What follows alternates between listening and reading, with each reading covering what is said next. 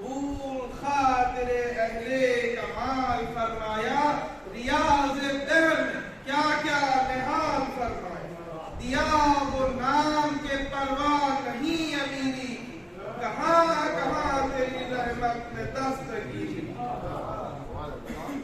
سنبھال دونوں جہاں کے سنبھالنے والے، معین کو ہے مصیبت کے ٹالنے والے، میری نجات کی صورت نکالنے والے، اور پناہ دے مجھے میرے پالنے والے۔ رحیم کون ہے تجھ سا بھلا کہاں جان، بتا مجھے تیرے در کے سوا کہاں۔ قصور اور کسی کا اگر ذرا کرتا، تیری قسم نہیں معلوم حال کیا کرتا، خطائیں دیکھ کے یہ آبرو عطا کرتا، یا جو تو نے یہ کوئی نئے خدا کرتا۔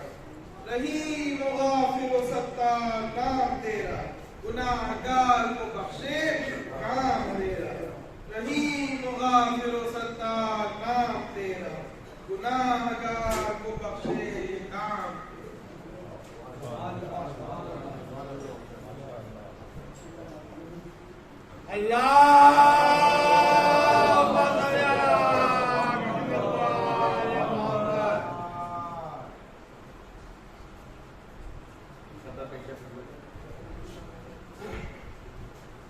ایک آن میں دنیا سے چھڑا لے گئی ہم کو، ایک آن میں دنیا سے چھڑا لے گئی ہم کو، انجام تلک موجے فنا لے گئی ہم کو، انجام تلک موجے۔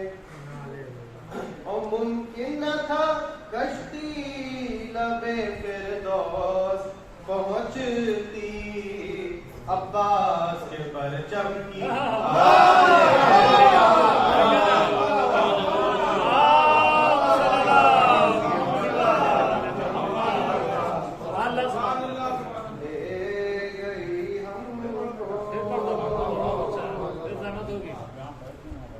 ایک آن میں دنیا سے چھڑا لے گئی ہم کو، انجام تلک موجے بنا لے گئی ہم کو، اور ممکن نہ تھا کشتی لبے فردوس پہنچتی، عباس کے پرچم کی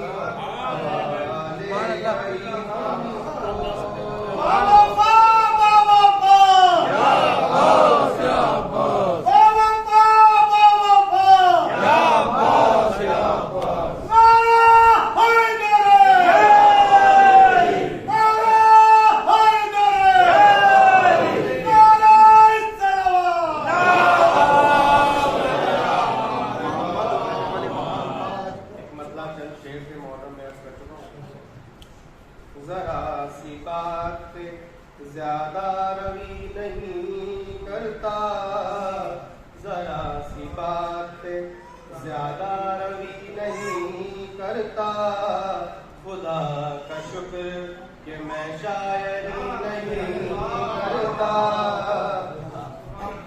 اور ہر ایک خانہ دل میں نہیں ہے عشق علی، ہر ایک خانہ دل میں نہیں ہے عشق علی، ہر ایک گھر میں خدا روشنی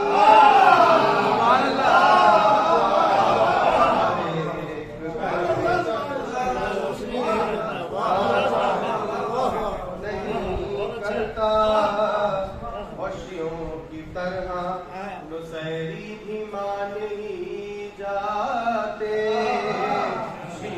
کی طرح نصیری بھی مان ہی جاتے، جو ان کو مار کے تو زندگی نہیں کرتا،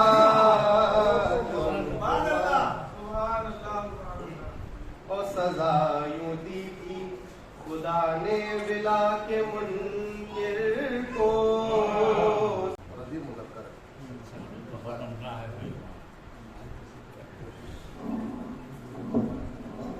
مسئلہ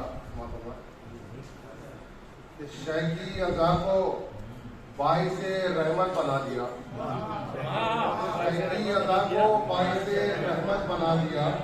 اللہ نے وسیلہ جنت بنا دیا. اللہ نے وسیلہ جنت بنا دیا اور نام خدا کو قلب کی زینت بنا دیا. نام خدا کو قلب کی زینت بنا دیا. ہر ایک عمل کو شأن عبادت بنا دیا. ہر ایک عمل کو شأن عبادت بنا دیا. اور ذکر حسین وعدہ خالق ہے، اس لیے مومن کے دل کی اس کو حرارت بنا دیا. شیخ مولانا کے ماتم نے، اشک غم نے، اذا کے جلوس نے. ماتم نے، اشک غم نے، اذا کے جلوس نے ہر بدعتی کا جینا مصیبت بنا دیا.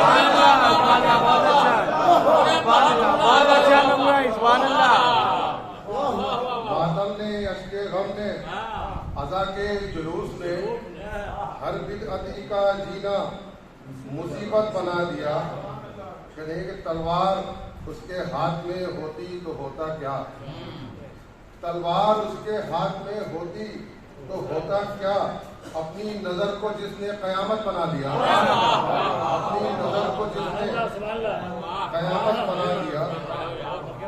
یہ ہے کہ پانی پلا کے ہر کو شہدین راہ میں، پانی پلا کے ہر کو شہدین راہ میں سوکھے چمن کو سبزہ نعمت بنا دیا. سوکھے چمن کو سبزہ نعمت بنا دیا. کہ دو رخ ہے ذوالفقار کے، ایک صلح و ایک جنگ. دو رخ ہے ذوالفقار کے، ایک صلح و ایک جنگ. اور دونوں نے تخت شام کو لعنت بنا دیا.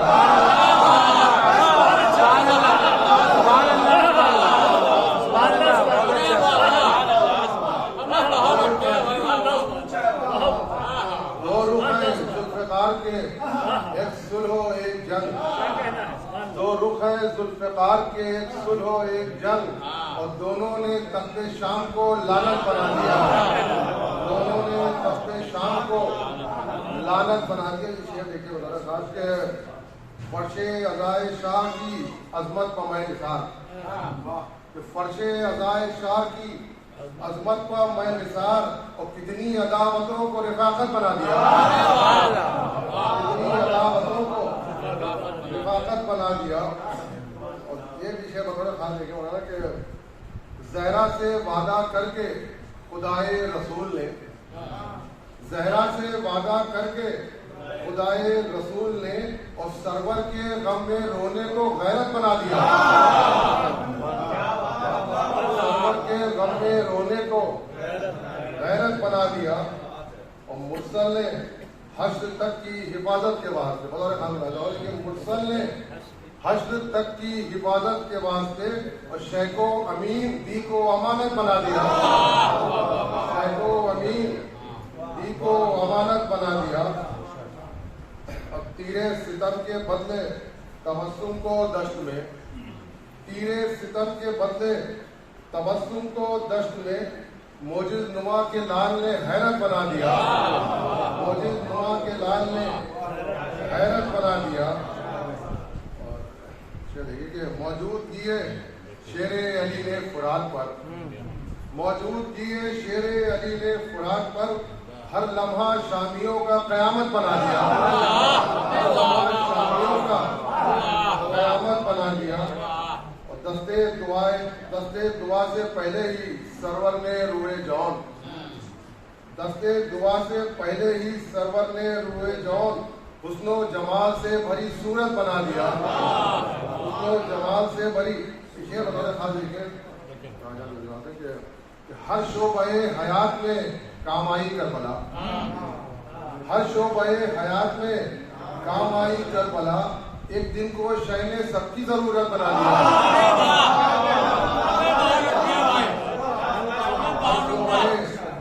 ہر شعبہ حیات میں کام آئی کربلا. ایک دن کو شہ نے سب کی ضرورت بنا دیا.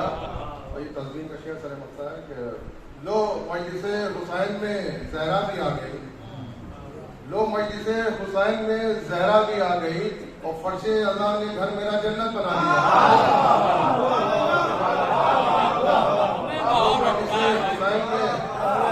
لو مجلس حسین میں زہرا بھی آ گئی, فرش ازاں نے گھر میرا جنت بنا دیا. نغمی لہو سے سینچ کے سرور نے کربلا, نغمی لہو سے سینچ کے سرور نے کربلا, سارے شکستہ لوگوں کی قوت بنا دیا.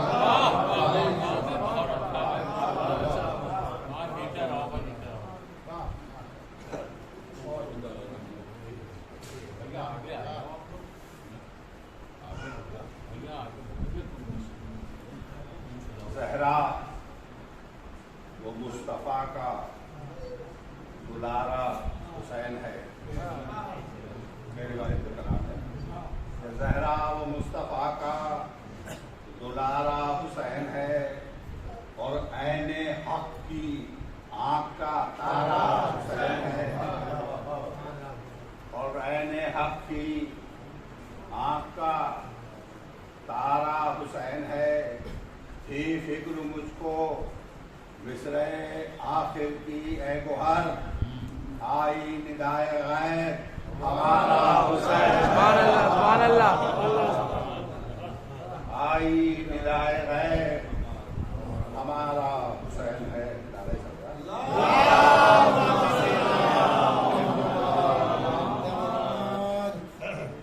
قدرت کا شاہکار ہے صورت حسین کی, قدرت کا شاہکار ہے صورت حسین کی. بھائی صورت سے بھی حسین ہے سیرت حسین کی, صورت سے بھی حسین ہے سیرت حسین کی. ماں فاطمہ ہے باپ علی نانا مصطفیٰ,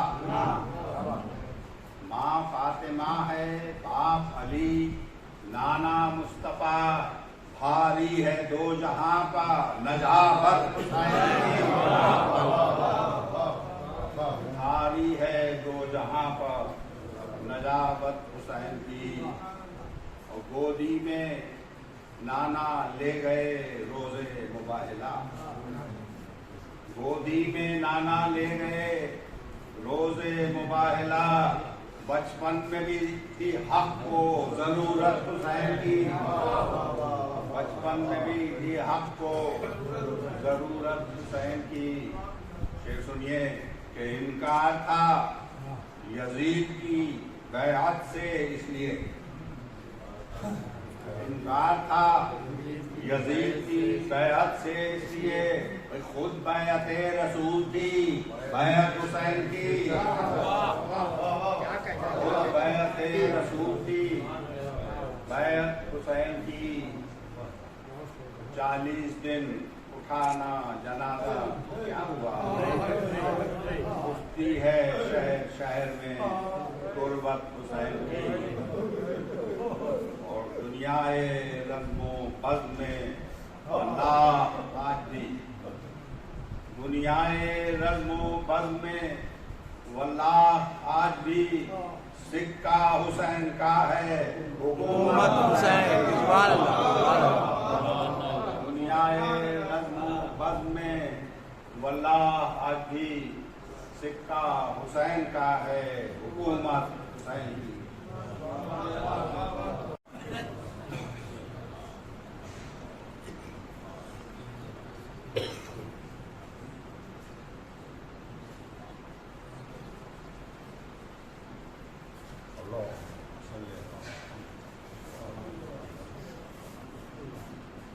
جو لوگ ادھر بیٹھے ہیں ان سے گزارش ہے جائیں گے ادھر جگہ ہے, جو باہر بیٹھے ہیں ادھر آ جائیے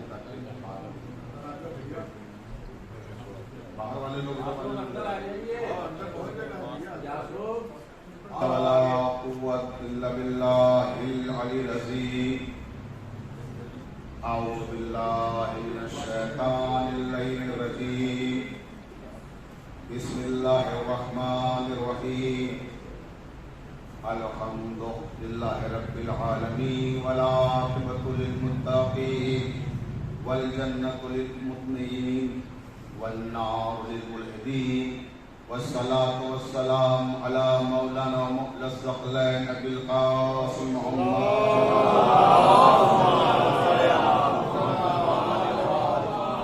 وآلہ الطیبین الطاہرین المعصومین المظلومین ولعنۃ اللہ علی اعدائہم اجمعین من یومنا هذا الی قیام یوم الدین. اما بعد قال اللہ تبارک و تعالی فی کتابہ المبین بسم اللہ الرحمن الرحیم یا ایھا النبی جاہد الکفار والمنافقین.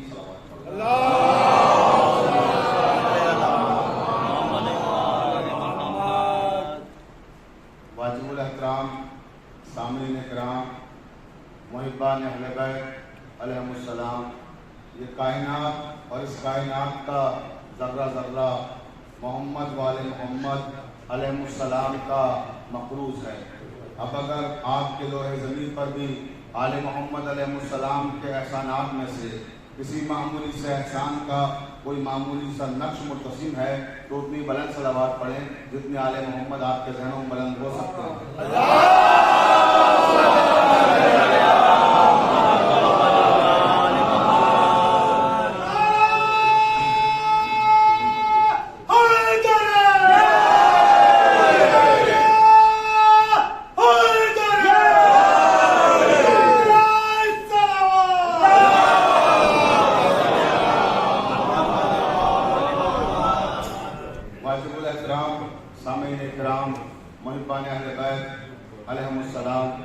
میں نے جس آیت واحدہ کو سرنامہ کلام قرار دیا ہے وہ قرآن مجید کے 66ویں سورہ تحریم کی نویں آیت ہے، جس میں پروردگار عالم ارشاد فرما رہا ہے کہ یا ایھا النبی جاہد الکفار والمنافقین، اے میرے نبی جہاد کیجئے کافروں کے ساتھ اور منافقین کے ساتھ.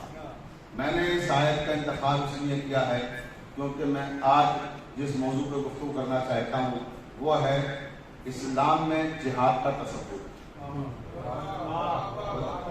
کیونکہ جہاد کو مختلف معنی میں پیش کیا جا رہا ہے، دہشت گردی کو جہاد بنا کر پیش کیا جا رہا ہے، نعرہ تکبیر بھی بلند کر رہے ہیں اور مظلوم کے گلے کو بھی کاٹ رہے ہیں، اسکولوں پہ حملے بھی ہو رہے ہیں اور اسے جہاد کا نام بھی دیا جا رہا ہے، معصوم بچوں کو قتل کیا جا رہا ہے اور اسے جہاد کا نام دیا جا رہا ہے، زائرین جو زیارت کے لیے جا رہے ہیں کربلا معلیٰ ان کی بسوں کو بم سے اڑایا جا رہا ہے اور اسے جہاد کا نام دیا جا رہا ہے.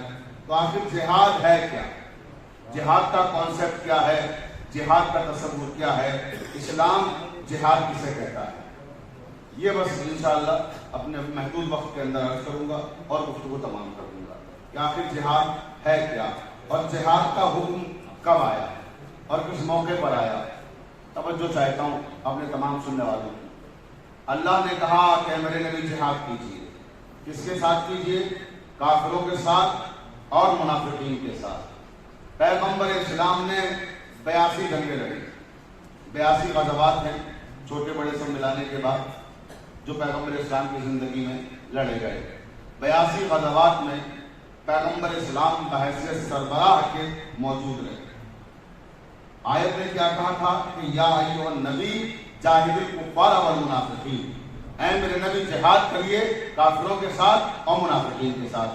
لیکن پیغمبر اسلام نے جو جہاد کیا وہ کافروں کے ساتھ تو کیا، منافقین کے ساتھ نہیں. پیغمبر اسلام کی 63 سالہ زندگی کو آپ دیکھ لیجیے. پیغمبر اسلام کی 63 سالہ زندگی میں ایک جہاد بھی منافقین کے ساتھ نہیں ہوا. سارے جہاد، ساری جنگیں کفار کے ساتھ، مشرکین کے ساتھ، اور پیغمبر کی زندگی، ظاہری زندگی اسی میں ختم ہو گئی. 63 سالہ حیات میں صرف اور صرف کفار سے جنگیں ہوئی. جتنی بھی جنگیں 82 جنگیں، ان میں صرف ایک جنگ ایسی ہے جو کفار سے نہیں ہوئی، وہ یہودیوں سے ہوئی، جنگ خیبر. باقی ساری جنگیں کفار کے ساتھ. تو منافقین کے ساتھ جنگ ہی نہیں ہوئی. تو اس کا مطلب یہ سمجھ لیا جائے کہ نعوذ باللہ ثم نعوذ باللہ خاتم مدین کہ پیغمبر اسلام نے حکم دوری کی، اللہ تعالیٰ کی نافرمانی کی، اللہ حکم دے اور وہ عمل نہ کرے۔ توجہ چاہتا ہوں اس لیے کہ انہوں نے ایک بھی جنگ ایسی نہیں ہے جو منافقین کے ساتھ لڑی ہو، ساری کفار کے ساتھ لڑی ہیں۔ تو عزیزان محترم مسئلہ بڑا الجھا ہوا تھا، پیغمبر اسلام کی حدیث نے اس مسئلے کو آسان کر دیا۔ توجہ رہے، اور پیغمبر اسلام کی حدیث نگاہوں سے گزری تو پھر یہ آیت اپنے معنی کو روشن کرتی ہوئی نظر آئی۔ اول ما خلق اللہ نوری، اللہ کے رسول نے کہا اس کائنات میں جب کچھ بھی نہیں تھا، نہ زمین کا فرش، نہ آسمان کا شامیانہ، نہ چاند سورج کے قندیلے، تب پروردگار نے مجھے خلق کیا۔ میں نور اول ہوں، میں تخلیق اول ہوں، میں تجسیم اول ہوں، میں پیکر اول ہوں، میں وجود اول ہوں۔ توجہ ہے، پیغمبر نے بتایا کہ میں اس وقت تھا جب کچھ نہیں تھا۔ پھر فرمایا اسی حدیث میں اگلا فقرہ، انا والی من نور الواحد، اور میں اور علی ایک ہی نور ہیں۔ یعنی جب سے میں ہوں تب سے علی ہے۔ جب یہ کائنات نہیں تھی، اگر میں تھا تو علی بھی تھا۔ توجہ ہے، کیونکہ میں اور علی ایک ہی نور ہے۔ جب کچھ نہیں تھا تب میں تھا، تو جب میں تھا تو علی بھی تھا۔ اب عزیزان محترم پیغمبر نے کہا کہ میں اور علی ایک ہی نور ہیں۔ اب بات واضح ہو گئی، جب ایک ہی نور ہیں تو جنگ چاہے مصطفیٰ کرے چاہے علی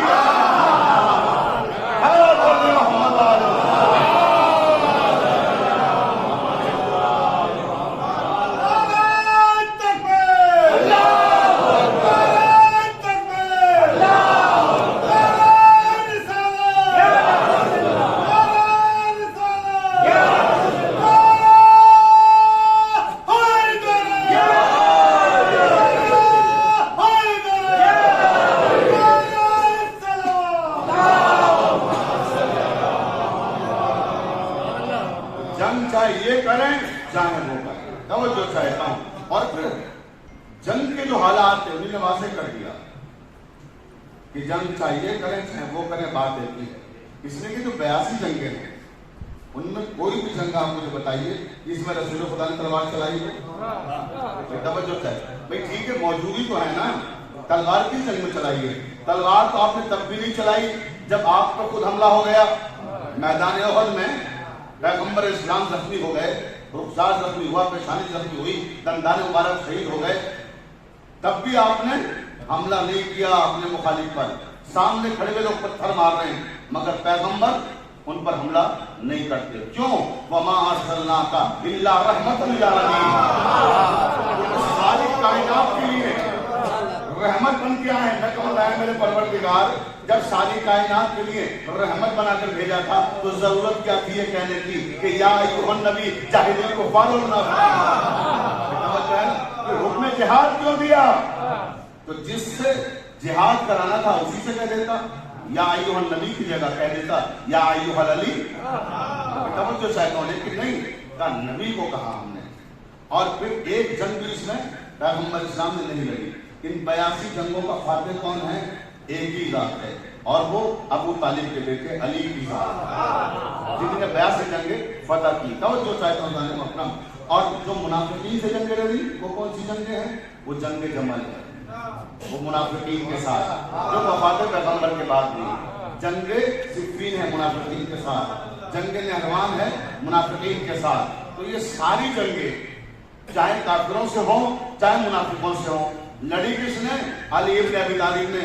حکم کس کو ہوا تھا؟ نبی کو ہوا تھا۔ پروردگار نے بتایا قرآن میں، ہم یہی تو بتانا چاہتے ہیں کہ حکم نبی کو دیتے ہیں، تکمیل علی کرتے ہیں۔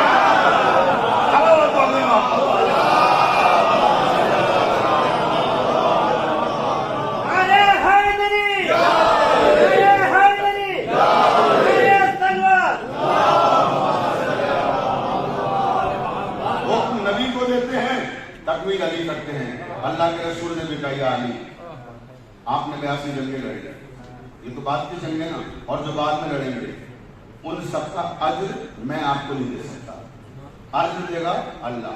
توجہ چاہتا ہوں، میں خالی آپ کو تحفہ دے سکتا ہوں۔ جیسے کوئی بہادر جب کوئی جنگ جیت کے آتا ہے، کوئی جنرل کوئی بھی लश्कर का सिपह सालार, तो उसके मुल्क में उसकी इज्जत अफजाई की जाती है। फ़तह अगर करता है जंग को तो उसको इनामात दिए जाते हैं, सज़ा दिए जाते हैं। तो अल्लाह के रसूल ने कहा मैं भी आपको इतनी सारी जंगों की फ़तह करने पर एक एहसास देना चाहता हूँ, एक इनाम देना चाहता हूँ। मौलाए कायनात ने फरमाया या रसूल अल्लाह, फरमाया क्या कहना चाहते हैं? कहा ये आपकी अब तक की सारी जंगों का इनाम है जो मैं अब कहने जा रहा हूँ, और जो बाद वाली जंगें हैं जो आपको फतह करना है उनका भी ये इनाम है। मौलाए कायनात ने फरमाया या रसूल अल्लाह आप क्या कहना चाहते हैं? कहा या अली वक़त तक़वा वल ईमान ये है इनाम अब तक की जंगों का। कहें अली जो तुमसे मोहब्बत करेगा वो मोमिन है और मुत्तकी है, और जो आपसे नफरत करेगा, जो आपसे बुग़्ज़ रखेगा वो काफिर है और मुनाफिक है। या रसूल अल्लाह ये क्या फरमा दिया आपने कि जो अली से बुग़्ज़ रखेगा वो काफिर भी है, वो मुनाफिक भी है। इसलिए कह रहे हैं क्योंकि अली ने सारी जिंदगी जंगें किससे की हैं? काफिरों से की हैं, मुनाफिकों से करेंगे। तो अली की तलवार से कौन मारा गया? या काफिर मारा गया या मुनाफिक मारा गया? तो चाहता हूँ जिसका बाप मारा गया हो तो कैसे अली से मोहब्बत कर सकता है? अब अज़ीज़ाने मोहतरम, अगर कोई अली के फज़ाइल में शक करता नजर आए तो समझ जाइएगा या किसी काफिर की औलाद है या किसी मुनाफिक की औलाद है। मोहम्मद वाले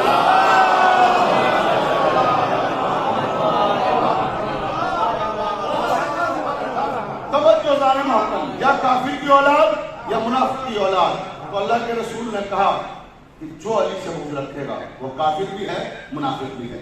मैं कहूँगा या रसूल अल्लाह, जो अल्लाह का इनकार करे, अलहम्द से लेकर वन्नास तक पूरा कुरान पढ़ डालिए, उसके लिए कुरान ने कहा कि मुशरिक है। जो अंबिया मा सबक का इनकार करे उसे कहा कि वो काफिर है। 1,24,000 पैगम्बरों में से किसी एक का भी इनकार करे इंसान तो वो काफिर करार पाएगा, और जो इनकार करे अंबिया का उसे मुशरिक नहीं कह सकते, और जो अल्लाह का इनकार करे उसे काफिर नहीं कह सकते।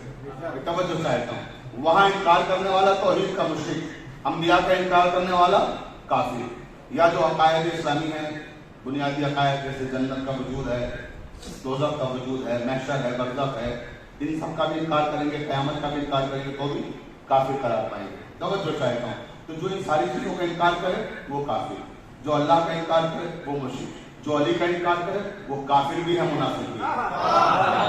तवज्जो चाहता हूँ, वो क्यों? इसलिए कि मामला थ्योरी और प्रैक्टिकल का है। हमने अल्लाह के बारे में बताया है, खाली दिखाया नहीं है। अल्लाह नूर समावात वल अर्ज़, कि अल्लाह एक नूर है जो जमीन और आसमान पर मुहित है, लेकिन किसी ने देखा है अल्लाह को?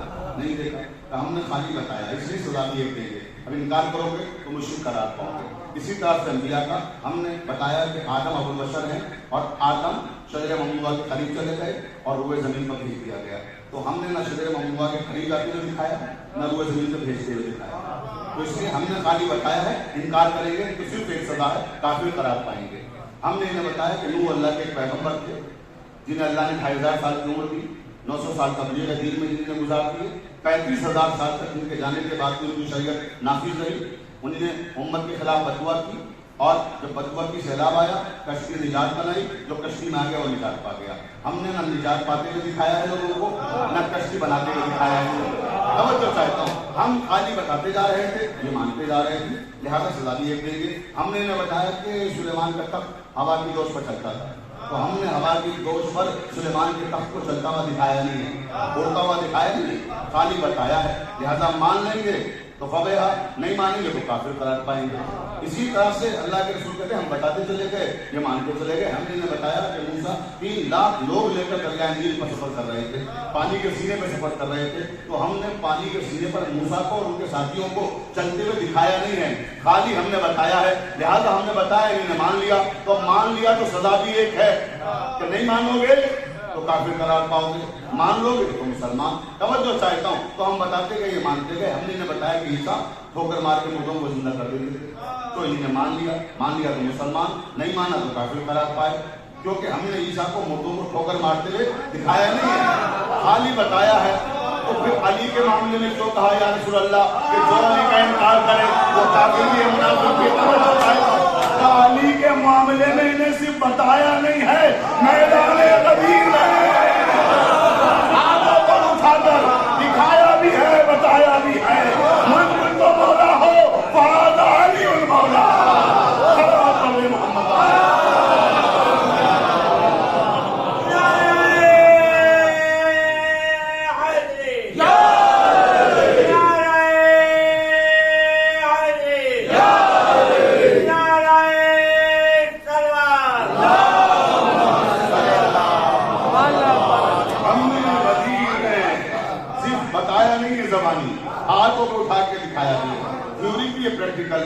بتا بھی رہے اور دکھا بھی رہے ہیں کہ کس علی کو ماننا ہے. توجہ چاہتا ہوں جانے محترم, تو ہم نے علی کو میدان غدیر میں ہاتھوں اٹھا کے دکھایا ہے. اب اگر انکار کرو گے تو کافر بھی اور منافق بھی قرار پائیں گے. مجھے اس مرحلے پر پہنچ کر علامہ حافظ عارف اکبر آبادی یاد آ گئے. اہل سنت والجماعت کے بڑے بلند پایا شاعر ہیں, کراچی سے ان کا تعلق ہے, بھی حالیہ کچھ دنوں پہلے ان کا انتقال ہوا ہے.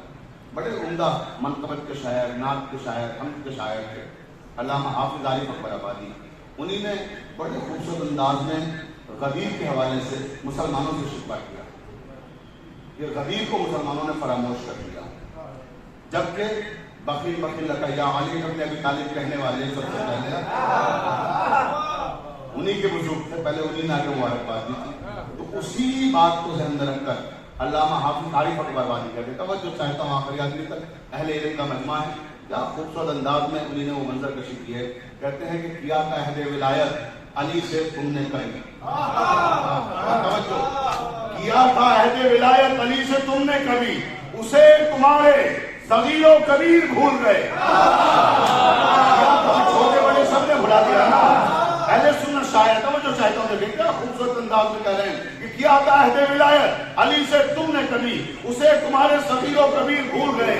جب تیسرا اور چوتھا مصرع سن لیے تو انشاءاللہ تعالیٰ آپ کی سماعتیں آسمانوں پہ جائیں گی. پوری توجہ چاہتا ہوں اپنے تمام سننے والوں کی کہ کیا تھا عہد ولایت علی سے تم نے کبھی, اسے تمہارے صغیر و کبیر بھول گئے. وہ 30 پاروں کا قرآن تو حفظ کر ڈالا. کیا تھا عہد ولایت علی سے تم نے کبھی, اسے تمہارے صغیر و کبیر بھول گئے. وہ 30 پاروں کا قرآن تو حفظ کر ڈالا. یہ 4 حرفوں کا لفظ غدیر.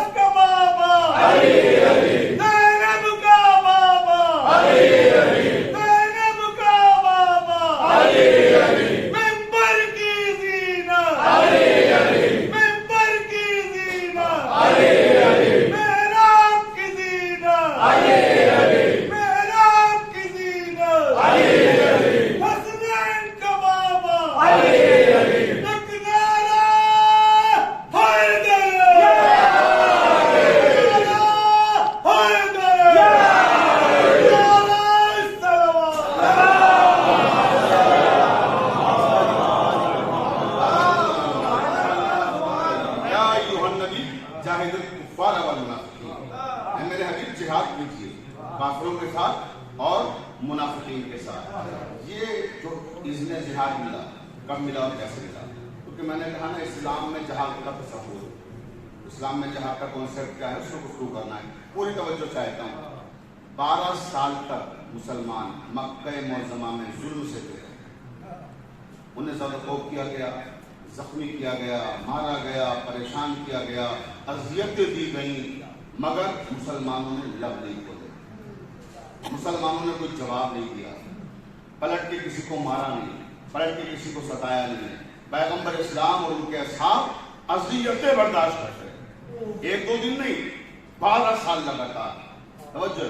اور 12 سال کے بعد کیا ہوا؟ اتنے ظلم ڈھائے کہ نبی کریم کو اپنا وطن چھوڑنا پڑا, ہجرت کی اور مکہ چھوڑ کے مدینہ آباد کر دیا. مدینے آ گئے. جب مدینے آ گئے تب بھی کفار کو سکون نہیں ملا. جب وہاں کیوں چلے گئے؟ اب دسترس سے باہر ہو گئے, اب کیسے ماریں, کیسے ظلم کریں, کیسے ستائیں, کیسے پریشان کریں.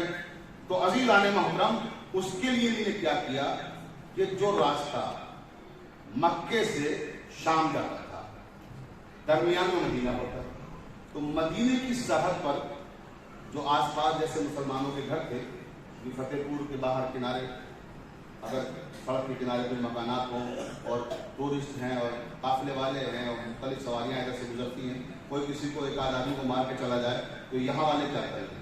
جب تک آپ وہاں پہنچیں گے تب تک ہو جا چکا ہو. تو یہی مکے والے کرتے تھے مدینے والوں کے ساتھ. توجہ رہے کہ وہ جو راستہ تھا سیریا کے لیے جاتا تھا، شام کے لیے، کیونکہ قافلے جاتے تھے نا وہاں سے، مکے سے سیریا راستے مدینہ پڑتا تھا، تو وہاں سڑک پہ اگر کوئی مل جایا کرتا تھا مسلمان تو اسے مار جایا کرتے تھے. یعنی ظلم کا سلسلہ یہاں آ کر بھی نہیں رکا. اور اب 2 ہجری آ گئی، توجہ چاہتا ہوں، 2 ہجری آ گئی اور رمضان کا مہینہ شروع ہو گیا اور ظلم کا سلسلہ جاری ہے. 12 سال وہ 2 سال یہ، کتنے سال ہو گئے؟ 14 سال. 14 سال تک ظلم سہتا رہا مسلمان. 14 سال تک رسول خدا برداشت کرتے رہے اور بدلے میں نہ کسی کو مارا نہ کسی کو اذیت کی. توجہ چاہتا ہوں، جب دیکھا اللہ کے رسول نے کہ یہاں رہ کر بھی یہ اذیتیں دے رہے ہیں، یعنی ہم وطن چھوڑ چکے ہیں، مدینہ آ گئے، یہاں بھی اذیت کا سلسلہ جاری ہے، تو پروردگار سے درخواست کیا میرے رب اب کب تک ہمارے صبر کا امتحان لیا جائے گا؟ تو آیت ہے یا ایھا النبی جاہد الکفار والمنافقین. توجہ ہے کہ میرے نبی اب آپ جہاد کریے، کافروں کے ساتھ بھی منافقین کے ساتھ بھی. کب؟ جب 14 برس تک ظلم برداشت کر لیا، تب آیت آئی کہ اب آپ ان کو جواب دیجئے، اپنا ڈیفنس کیجئے. ادھر کفار نے کیا کیا؟ کفار نے یہ کیا کہ جن نے دیکھا کہ ہمارے ہاتھ سے باہر چلے گئے، مکے میں تو ہے نہیں کہ ہم پریشان کریں ظلم کریں، وہ تو اکا دکا کوئی واقعہ سڑک کے کنارے ہو گیا تو ہو گیا، ورنہ اس طرح سے نہیں ہے قبضے میں ہے جیسے مکے میں تھے. تو انہی نے یہ پلان کیا، یہ منصوبہ بنایا کہ مدینے میں اطلاع ملی کہ نبی کریم نے وہاں پہنچنے کے بعد اسلام کو مزید مستحکم کر دیا ہے، لوگ مسلسل ایمان لا رہے ہیں، اسلام قبول کر رہے ہیں. مدینے کی تقریباً 80% آبادی مسلمان ہو چکی ہے. یہ خبر جب وہاں ملی مکے والوں کو تو انہیں بڑی پریشانی ہوئی کہ یہ کیا ہو گیا. یہاں سے گئے وہاں جا کے انہوں نے پورا اسلام پھیلا دیا، ہر طرف مسلمان ہونے لگے. وہاں 20% یہودی بھی رہتے تھے مدینہ منورہ میں، اور وہ 20% جو یہودی تھے وہ بڑے مضبوط تھے، بڑے پیسے والے تھے، تجارت ساری انہیں کی ہاتھ میں تھی. توجہ چاہتا ہوں، تو وہ 20% جو تھے اب انہیں بھی اذیت ہو رہی تھی، انہیں بھی تکلیف ہو رہی تھی کہ اسلام کیسے پھل پھول رہا ہے. تو اندر یہ بھی تکلیف میں تھے، ادھر وہ بھی تکلیف میں تھے. تو ادھر ابو جہل اور ابو سفیان نے یہ پلان کیا، یہ منصوبہ بنایا کہ ہم اسلام کو مٹا دیں اور مٹانے کے لیے اسلام کو مدینے میں حملہ کریں گے، اور ایک بار حملہ کر کے جب ہم سب کو وہاں مار آئیں گے اور سب کو قتل کر ڈالیں گے تو دہشت پھیل جائے گی، پھر کوئی اسلام قبول نہیں کرے گا. اور یہودیوں نے اندر وعدہ کر لیا کہ تم جب یہاں آؤ گے ہم تمہیں سپورٹ کریں گے. توجہ رہے، اب عزیزان محترم 2 ہجری 17 رمضان آ گئے. پیغمبر اسلام کو یہ خبر ملی کہ مدینے کے قریب پہنچنے والے ہیں کفار قریش، حملہ کرنے کے لیے آ رہے ہیں. کہاں؟ مدینہ منورہ. اب عزیزان محترم دیکھیے، حکم جہاد آ گیا، تب بھی پیغمبر حملہ کرنے نہیں گئے. یہ دیکھیے، یہ ہے جہاد کا تصور اسلام میں کہ ہم پہل نہیں کریں گے، ہم کسی پہ ظلم نہیں کریں گے، ہم کسی کو پریشان نہیں کریں گے، ہم کسی کو نہیں ستائیں گے. جہاد اس شکل میں کریں گے کہ جب کوئی ہم پہ حملہ آور ہوگا تو ہم ڈیفینس کریں گے، دفاع میں سامنے آئیں گے. اب وہاں سے جو لشکر چلا، لشکر کفار، اس کی تعداد تھی 1000 اور سردار لشکر تھا ابو جہل. توجہ ہے. اور دوسرا سردار دوسرے درجے کا ابو سفیان تھا، اور تیسرے درجے کا سردار عمر ابن عاص تھا. 3 سردار ایک لشکر میں ہوتے تھے. تو سب سے پہلے ابو جہل، اس کے بعد ابو سفیان، اس کے بعد عمر ابن عاص. یہ 3 دشمن تھے اسلام کے. توجہ چاہتا ہے، ابو جہل، ابو سفیان، عمر ابن عاص، یہ تینوں اسلام کے دشمن تھے، اسلام کو مٹانا چاہتے تھے. اب ان لوگوں نے چڑھائی کی یہاں پر، اور کہاں پر آئے؟ بدر کے کنویں کے پاس. بدر ایک مقام تھا، وہاں ایک کنواں تھا. بدر ابن عاصم ایک شخص تھا، اس نے وہ کنواں بنوایا تھا. غریبوں کے لیے کہ آئیں اور پانی پی سکے وہاں پر. اور وہاں ایک میلہ بھی لگتا تھا سال میں, ایک بار عرب وہاں جمع بھی ہوتے تھے. اور وہیں قریب میں گاؤں بھی تھا, اس کا نام بھی بدر تھا, وہ بسانے والا بھی بدر ابن عاصم تھا, اسی کے نام سے وہ گاؤں بھی تھا. تو یہاں پر کفار قریش پہنچ گئے اور ادھر سے پیغمبر اسلام ڈیفینس کے لیے پہنچ گئے. پیغمبر کے ساتھ 313 کا لشکر ہے اور ان کے ساتھ 1000 کا لشکر ہے. پیغمبر کے ساتھ بھوکے پیاسے لوگ ہیں اور وہاں سب سیر و سیراب اسلحوں سے لیس, یعنی وہاں 1000 لوگ ہیں. تو تاریخ میں لکھا ہے کہ 950 تلواریں تھیں ان کے پاس اور 300 گھوڑے تھے ان کے پاس اور 1500 اونٹ تھے ان کے پاس جب یہ جنگ کرنے کے لیے آئے. اور مسلمانوں کے پاس سنیں گے کیا تھا؟ مسلمانوں کے پاس 6 تلواریں تھیں اور لشکر 313 کا. تلواریں کتنی؟ محض 6. اور گھوڑے کتنے تھے؟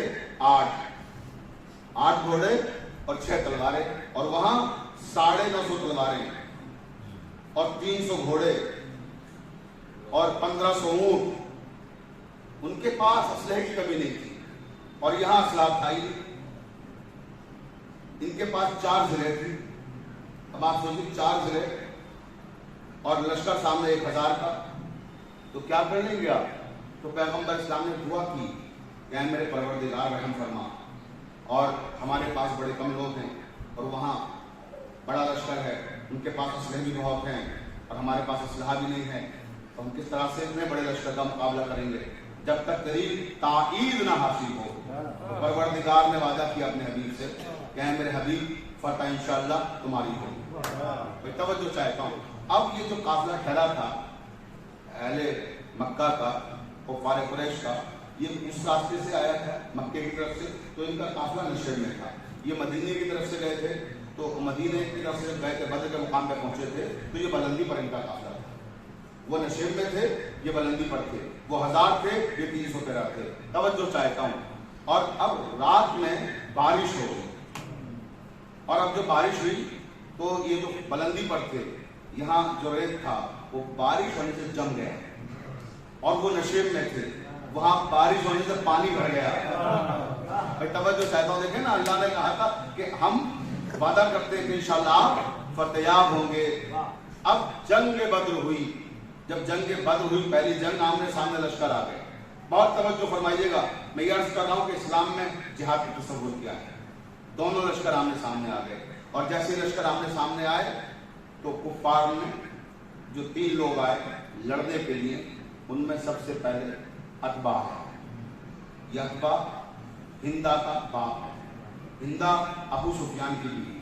یہ خیال ہے. توجہ چاہتا ہوں. دیکھیں اسلام کا کانسیپٹ کیا ہے جہاد کا, سمجھا ہی نہیں لوگوں نے. وہ اسی روش میں چل رہے ہیں جس پہ ابو سفیان چل رہا تھا. آج تک سمجھے ہی نہیں کہ جہاد ہے کیا. اگر محمد مصطفیٰ کی روش میں چلتے تو کبھی ایسے ظلم نہ کرتے. ابو سفیان کی روش میں چل رہے ہیں. ابو سفیان کیا کر رہا تھا؟ رسالت مآب پہ ظلم کر رہا تھا. اب آپ طے کر لیجئے کہ آپ کو محبت محمد مصطفیٰ سے یا ابو سفیان سے. صلوات پڑھو محمد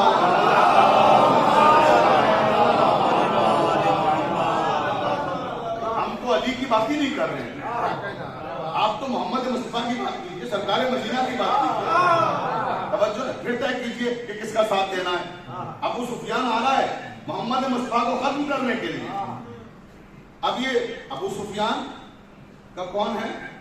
ہندا بیوی ہے, اور ہندا کا باپ ہے عتبہ. شیبہ ہندا کا چچا ہے. ولید ہندا کا بھائی. پہچانے کردار کہ کون ہے جو اسلام مٹانے کے لیے آ رہا ہے. یہ حسرت 2 ہجری میں پیدا ہوئی تھی کہ اسلام کو مٹا دیں, اور آج تک مٹا نہیں پائے. وہی حسرت پروان چل رہی ہے.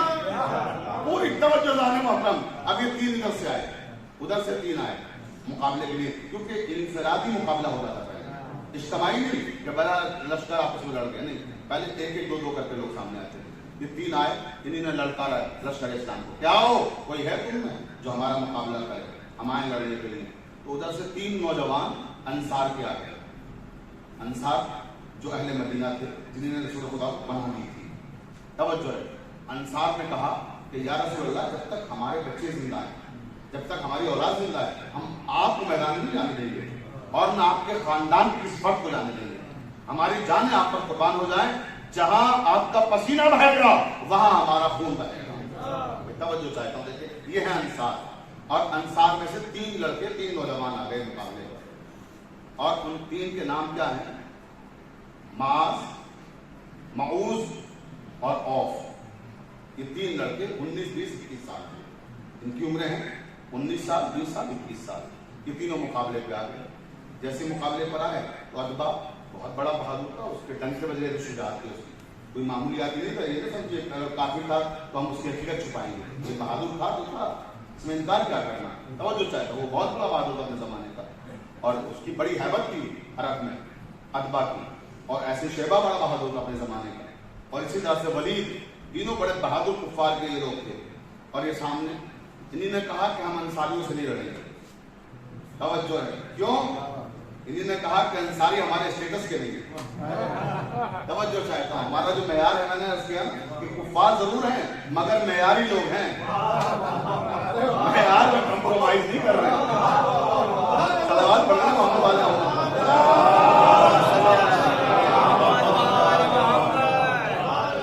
ہم قریش ہیں, ہم خاندانی لوگ ہیں بھائی, بھلے کافر ہیں, اس سے کیا ہوتا ہے؟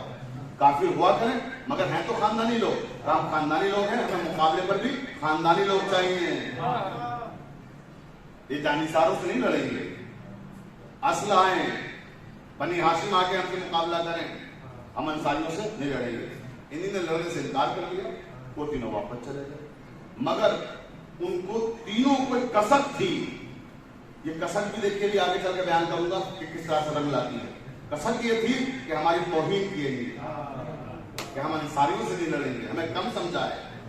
تو انہوں نے ٹھان لی کہ ہم بھی آج جنگ میں کچھ کر کے دکھائیں گے. توجہ دیکھیں, نئی عمر کے لڑکے 19, 20, 21 سال کے واپس چلے گئے. اس کے بعد رسول خدا نے پھر ادھر سے 3 بھیجے, بنی ہاشم.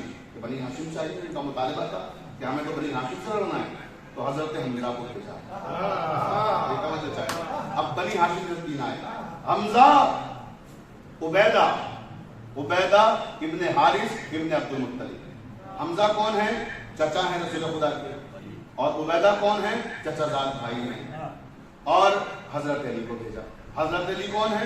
علی ابن ابی طالب ابن عبد المطلب, یہ بھی چچا زاد بھائی پیغمبر اسلام کے.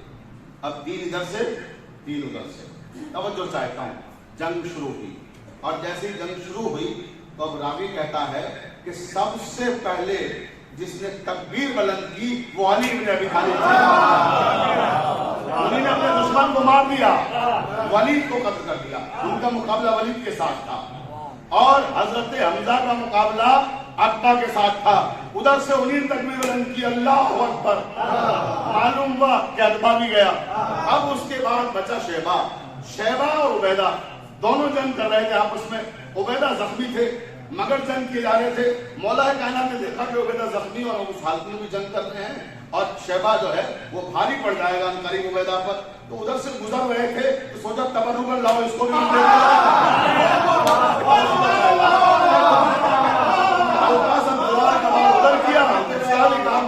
سلام کر لیں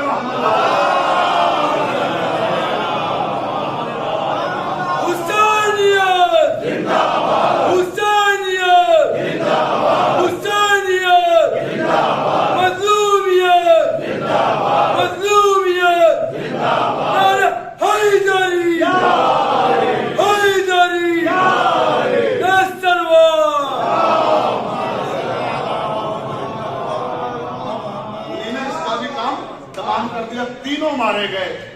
اب جب تینوں مارے گئے تو ابو سفیان کی تو دنیا اندھیر ہو گئی. تینوں بڑے بڑے بہادر, تینوں کا کام تمام ہو گیا. توجہ ظالم محترم, اب اس نے کہا کہ اجتماعی جنگ کرو, حملہ کر دو سب مل کر. ان سے ایسے نہیں جیتا جا سکتا. کہاں 1000, کہاں 313, کہاں اسلحوں سے لیس, اور کہاں 4 تلواروں سے لڑنے والے بیچارے. توجہ چاہتا ہوں, اب حملے شروع ہو گئے چاروں طرف سے. اب جو یہ حملے ہو رہے تھے کبھی ادھر سے کبھی ادھر سے, اسی میں وہ 3 نوجوان آئے. کون؟ جن کا میں نے بھی ذکر کیا تھا انصاریوں میں سے، معاذ، مؤوز اور اوف، انہی نے تینوں نے آنے کے بعد حضرت حمزہ سے پوچھا کہ یہ بتائیے کہ اس میں ابو جہل کون سا ہے؟ یعنی ٹارگیٹ بھی چنا تو سب سے بڑا ہے، کیونکہ اس وقت لشکر کا جو سردار تھا ابو جہل تھا، ابو سفیان نہیں تھا، کیونکہ ابو جہل سب سے سینئر تھا، سب سے بزرگ تھا اس وقت، تو دوسرے نمبر پر ابو سفیان آتا تھا اس وقت۔ یہ تو جنگ احد سے سرداری ملی، سرداری یہاں بھی تھی مگر دوسرے نمبر کی سرداری تھی، پہلے نمبر پر ابو جہل تھا۔ تو انہی نے نوجوانوں نے طے کیا کہ سب سے اوپر ہے، سب سے بلند ہے، ہم اسے ماریں گے، ابو جہل کو ماریں گے۔ اور انہیں غصہ بھی تھا، ابو جہل کو یوں بھی تلاش کر رہے تھے کہ انہیں سنا تھا کہ ابو جہل پیغمبر اسلام کو برا کہتا ہے، الٹی سیدھی باتیں ان کے بارے میں کہتا ہے، ان کی کردار کشی کرتا ہے، گالیاں دیتا ہے انہیں۔ تو ان کو بڑا غصہ تھا اس بات کا کہ ابو جہل ہمیں کہیں مل جائے، اور وہ موقع مل گیا انہیں، ابو جہل جنگ میں آیا تھا۔ اب جو چاہتا ہوں اب یہ نوجوان تینوں اس طرف بھاگے دوڑتے ہوئے کہ جہاں ابو جہل گھوڑے کو بیٹھا ہوا تھا، اور اس کے قریب کافی لوگ تھے۔ تو اس میں جیسے یہ حملہ آور ہوئے تو جو معاذ تھا وہ پہلے ہی حملے میں وہ شہید ہو گیا، کفار نے اس کو مار دیا۔ لیکن مؤوز اور اوف یہ حوصلہ نہیں ہارے، یہ وہاں تک پہنچ گئے ابو جہل تک، اور انہی نے حملہ کیا، اور جیسے ہی مؤوز نے تلوار چلائی تو وہ ابو جہل کے پاؤں پہ لگی اور پاؤں کٹ گیا، پاؤں کٹا تو وہ گر گیا گھوڑے سے، اور جیسے ہی گھوڑے سے گرا تو اس نے پھر دوسرا حملہ کر دیا اس کے اوپر، اور پھر تیسرا حملہ کر دیا۔ اس طرح سے ابو جہل کو مار دیا۔ وہ مارنے کے بعد معاذ تو چلا گیا، لیکن اوف دشمنوں میں پھنس گیا، اسے بھی شہید کر دیا گیا، لیکن ابو جہل مارا گیا۔ توجہ چاہتا ہوں، سب سے بڑا دشمن اسلام اس وقت کا، اسے ان تین نوجوان انصاریوں نے مار ڈالا۔ ادھر یہ مار ڈالا گیا، اور ادھر نہ جانے کتنے کفار علی کی تلوار سے قتل ہو رہے تھے۔ علی کی تلوار پورے شباب پر چل رہی تھی، کبھی ادھر سر گرتا کبھی ادھر سر گرتا۔ تو بعد میں جب یہ جنگ ختم ہو گئی اور مسلمان جنگ جیت گئے تو اس وقت اب گنتی شروع ہوئی، کتنے لوگ مارے گئے، کیا ہوا، کتنے لوگ آئے تھے۔ تو 1000 کا لشکر آیا تھا کفار کا، توجہ، 1000 میں 70 لوگ مارے گئے، 70 لوگ مارے گئے، اور 70 گرفتار ہو گئے، زندہ گرفتار کر لیے گئے۔ تو جو 70 مارے گئے ان کا حساب ہوا کہ کس کس نے کس کو مارا، تو 70 میں 35 کو علی ابن ابی طالب نے اکیلے مارا، 35 کو سارے لشکر نے مل کے مارا تھا، 313 نے، اور 35 کو اکیلے علی نے مارا تھا۔ اب عزیزان محترم، جب یہ وہ گرفتار کر کے لوگ لائے گئے، اب یہ دیکھیں، یہ ہے اسلام کی تعلیم جو میں عرض کرنا چاہتا ہوں۔ جہاد کا تصور کیا ہے اسلام میں؟ مولا کائنات نے حکم دیا کہ جتنے کفار مارے گئے ہیں کوئی بھی ان کے اجزائے بدن کے ساتھ چھیڑ چھاڑ نہیں کی جائے گی، کوئی جسم کا حصہ کاٹا نہیں جائے گا۔ عربوں میں کیا تھا کہ جسم کاٹ لیتے تھے اس کے بعد، اور کاٹ کر لے جاتے تھے، جیسے آپ ڈرائنگ روم میں شیر کا وہ لگاتے ہیں چہرہ، ایسے وہ لوگ اپنے دشمن کا چہرہ لگاتے تھے اپنے ڈرائنگ روم میں کہ یہ ہمارا دشمن تھا، ہم نے اس کو مارا تھا فلاں جنگ میں۔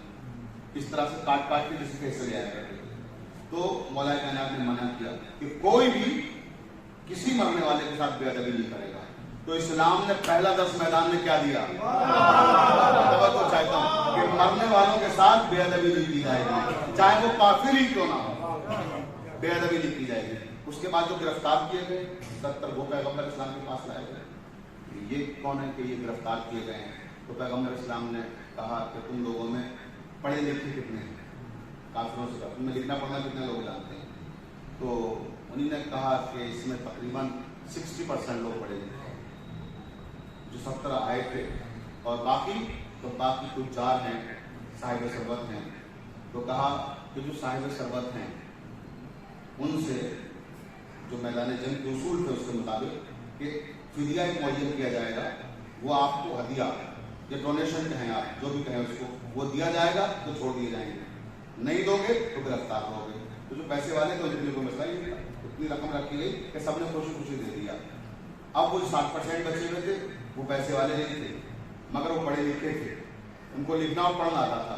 بہت توجہ زان محترم، ان پیسوں والوں میں یہ عرض کرتا چلوں کہ حضرت عباس بن عبد المطلب بھی تھے، رسول خدا کے چچا بھی آئے تھے، اور رسول خدا کے خلاف جنگ کر رہے تھے، जंग बदर में वो मौजूद थे, लश्कर कुफार में थे, लश्कर इस्लाम के खिलाफ थे, लेकिन क्यों थे ये भी एक जुमले में आगे चल के वाज़ेह करूंगा, तवज्जो चाहता हूँ। तो यहाँ क्या हुआ कि जो पढ़े लिखे थे रसूल खुदा ने कहा तुम इधर आ जाओ, सारे पढ़े लिखों को एक तरफ कर दिया कि ये साहिबान इल्म।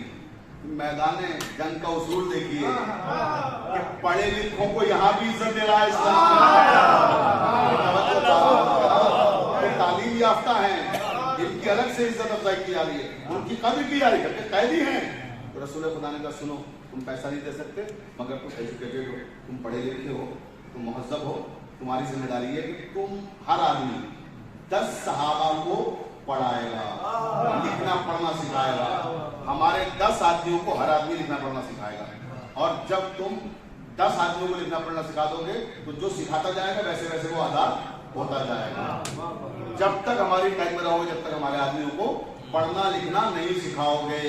तो अज़ीज़ान मोहतरम देखिए, ये है इल्म की अहमियत इस्लाम में कि अगर कुफार के पास भी इल्म है तो रसूल खुदा ने कहा लो, ये न देखो कि कौन दे रहा है, बल्कि ये देखो क्या दे रहा है।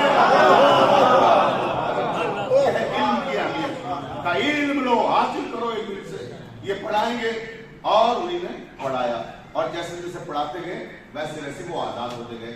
मैं कहूँगा या रसूल अल्लाह, उम्मत आपको भी तो उम्मीद कहती है, आपने किसी से यूं क्यों नहीं कहा, किसी से ये क्यों नहीं कहा कि मुझे भी तो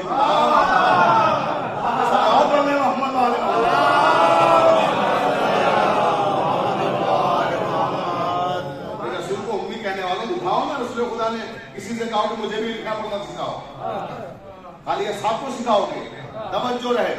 इसका मतलब ये है कि उम्मी का इल्जाम फर्जी है। बहुत तवज्जो जाने मोहतरम। अब मैं अर्ज करूं कि जंग बद्र में अब्बास क्यों आए थे? रसूल के चचा थे, मगर मुकाबले पे आए थे। क्यों आए थे? क्योंकि वहां से ज्यादातर लोग तो मदीने आ गए थे। कुफार को मदीने वाले यहूदियों के जरिए से यहाँ की सरगर्मियां सब मालूम हो जाती थी कि मदीने में हो क्या रहा है। अब वहां की खबरें कौन दे? तवज्जो। तो रसूल खुदा ने उसके लिए अपने चचा अब्बास का इंतखाब किया था कि आप इनके बीच में रहिए, जो है ना। इसीलिए उनके साथ जंग लड़ने भी आए ताकि मैदान जंग में हो क्या रहा है ये पता चल सके। सलावत बोल रहे मोहम्मद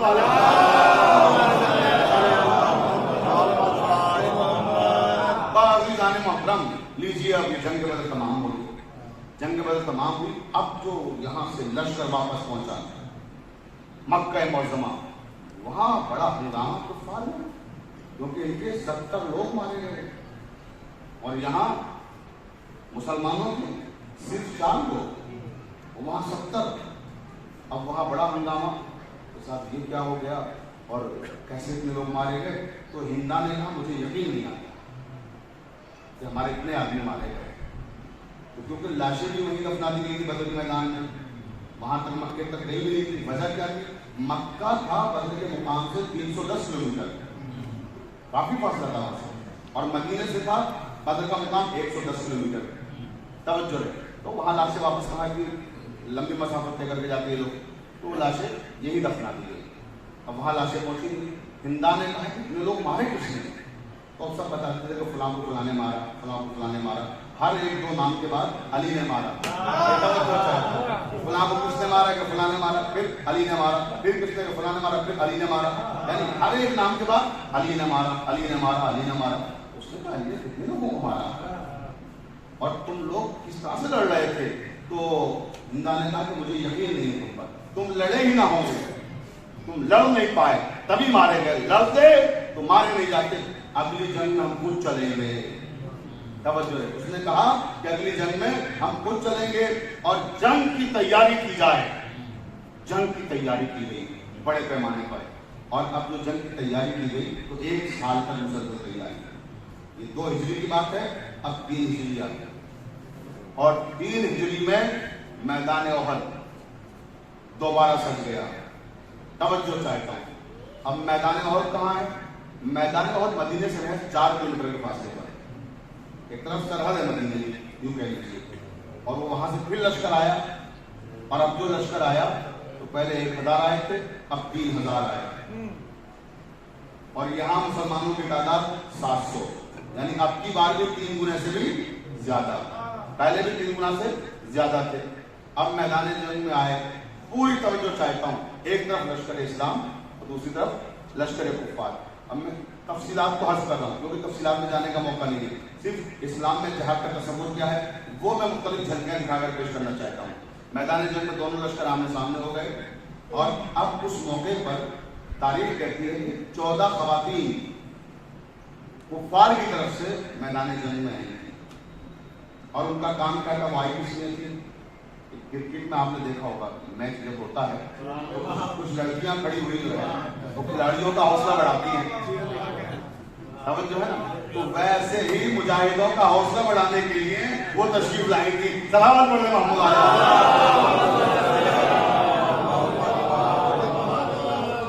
وہ جو لڑکیاں کرکٹ میں حوصلہ بڑھاتی ہیں, ان کا لباس تو دیکھا ہوگا آپ لوگوں نے کتنا مختصر ہوتا ہے. توجہ چاہتے ہیں وہی مختصر لباس, اسی انداز کے کپڑے ملبوسات یہ پہن کر آئی ہیں. کیوں؟ کیونکہ مشتعل کرنا تھا مجاہدین کو, جہاد کرنے والوں کو. توجہ چاہتا ہوں.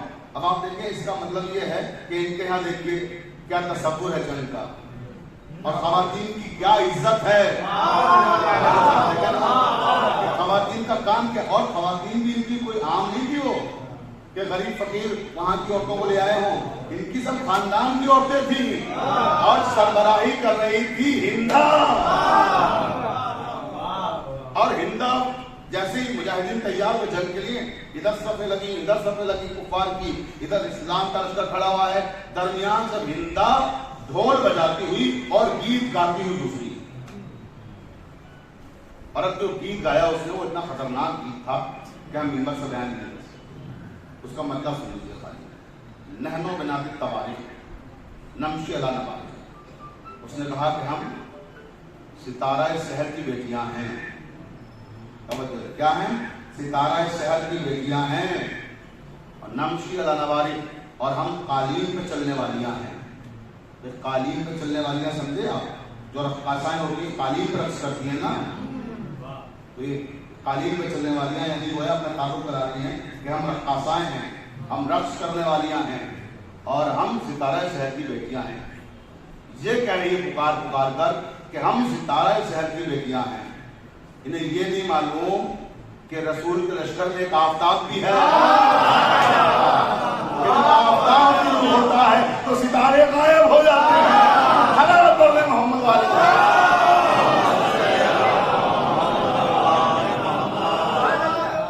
اب لشکر آمنے سامنے ہے اور جنگ شروع ہونے جا رہی ہے. پوری توجہ اللہ نے محترم کہ ایک مرتبہ کفار کے لشکر سے ایک نعرہ بلند ہوا. کفار نے نعرہ لگایا ان لنا عزا لا عزا لنا, کہ ہمارے پاس عزا ہے تمہارے پاس عزا نہیں ہے. تو یہ ابھی مسلمان ہوئے, ان کے 14 سال ہوئے تھے, کوئی بہت زیادہ لمبی عمر نہیں تھی اسلام کی. اگر کہیں تو بالغ بھی نہیں ہوا تھا, 15 سال میں بالغ ہوتا ہے. نابالغ کا بھی اسلام اور مسلمانوں کے دلوں میں پوری طرح سے راسخ نہیں ہوا تھا کہ یہ گھبرا گئے ڈر گئے, کیونکہ انہیں ایک مدت تک بت پرستی کی تھی, بتوں کو پوجا تھا. اور جیسے ہمارے ہندو بھائیوں کے یہاں ہوتا ہے کہ شکشا کا دیوتا الگ ہے, دولت کی دیوی بن گئی ہے وہ الگ ہے. اسی طرح سے ان کے یہاں تھا کہ ایک بت معلوم تعلیم کا ہے, ایک رزق کا ہے, کوئی کسی چیز کا بت ہے, کوئی کسی چیز کا. 360 بت تھے اور 360 بت کیا تھے, وہ 360 قبیلے اس وقت رکھے ہوئے تھے چھوٹے بڑے سب. تو جس کا جتنا بڑا قبیلہ تھا اتنا بڑا اس کا بت تھا اور وہی اسٹیٹس دیا جاتا تھا. جیسے اگر جو قبیلہ بڑا ہے تو مان لو شجاعت کا بت اس کے پاس ہے, کوئی اس سے زیادہ بڑا قبیلہ ہے تو تعلیم کا بت ان کے پاس ہے, تو وہ ان کا کہلائے گا. مگر میں حیران و پریشان ہوں کہ 360 بت تھے, سارے قبیلوں کے بت تھے, مگر 360 بت میں کوئی بت بنی ہاشم کا بھی دکھائیے. بنی ہاشم کا کوئی بت نہیں ملے گا آپ کو کہ ان کے قبیلے کا بھی وہاں کوئی بت تھا. بہت توجہ زانے محترم. تو اس نے کہا ان لنا عزا لا عزا لکم, ایک گھبراہٹ, ایک پریشانی, ایک ہنگامہ میدان جنگ میں, کیونکہ وہ لوگ جانتے تھے کہ عزا بڑا طاقتور ہے. تو وہ ابھی تازہ مسلمان ہوتے تھے, ڈر گئے. ہم تو ساری کٹیش کے بتا میں مومن, آخری وقت میں کیا خاک مسلمان ہوں, بڑھاپے میں اسلام قبول کر رہے تھے. وہ چیزیں ساری زندگیاں جو مانی تھی وہ کیسے ایک دم سے ختم ہو جاتی ہیں. بہت جو چاہتا ہوں گھبرا گئے اور پریشان ہو گئے کہ وہاں انہیں نے نعرہ لگایا مولا کائنات یہاں محاذ جنگ پر ہے. میدان احد میں سردار لشکر مولا کائنات.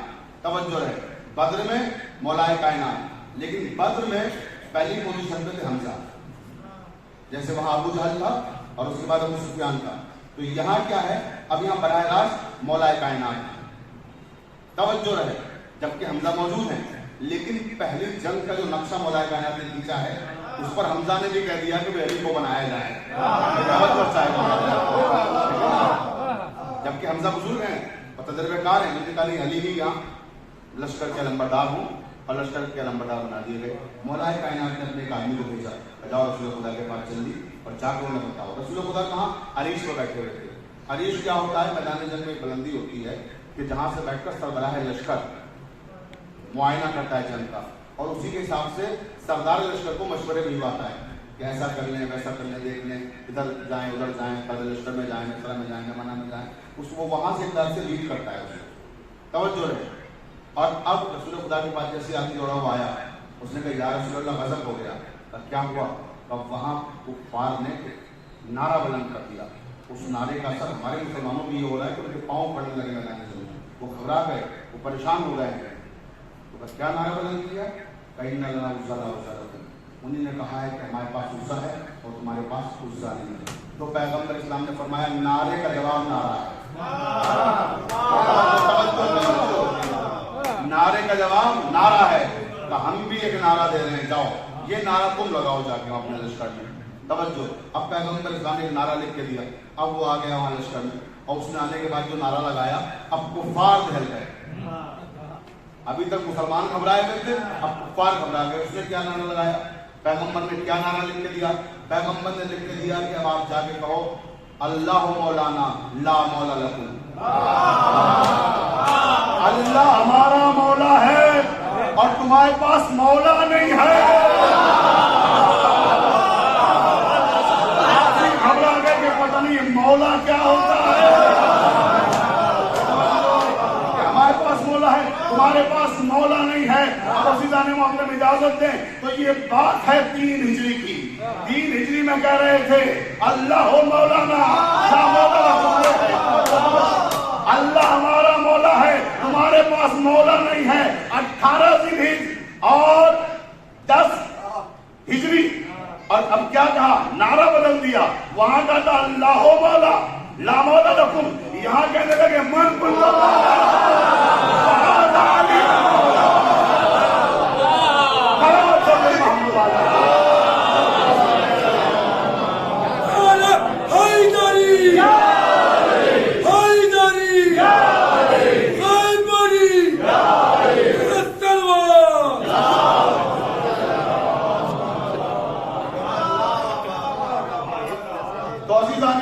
میدان احد میں بھی علی کی تلوار اب چلنے لگی اور جنگ فتح کے قریب پہنچ گئی، بلکہ فتح ہو گئی. لیکن مسلمانوں نے غلطی کی. رسول خدا نے عبداللہ ابن جبیر اور ان کے ساتھ 50 آدمیوں کو لگایا تھا. ایک درہ عینین ہے جو احد کی پہاڑی کے بیچ میں درہ تھا، ایک راستہ تھا. کہا دیکھو ہم چاہے جنگ جیتے یا ہاریں تمہیں یہاں سے ملنا، چاہے کچھ بھی ہو جائے جب تک ہمارا حکم نہ آئے تب تک تم یہاں سے لڑنا اور گھبرانا مت. مال غنیمت میں تمہیں اتنا حصہ ملے گا جتنا میدان میں لڑنے والے ہوں. توجہ ہے. مگر انہی نے کیا کیا؟ جب دیکھا جنگ جیت گئے مسلمان تو انہی نے وہ درہ چھوڑ دیا اور درہ چھوڑ کے لگ گئے مال غنیمت کو لوٹنے میں. اور وہاں خالد ابن ولید جو تیسرا سردار تھا اس لشکر کا، اس نے موقع غنیمت سمجھا. اس نے دیکھا کہ وہاں صرف 3 آدمی بچے ہیں، ایک عبداللہ ابن جبیر اور 2 لوگ اور ان کے ساتھ. 3 آدمی دیکھو یہ 1500 کا لشکر لے کر آ گیا ہوگا. توجہ رہے 1500 کا لشکر کہاں 3 آدمی کب تک مقابلہ کرتے ہیں. انہیں نے تیر اندازی کی مگر وہ 1500 تھے، یہ 3 تھے.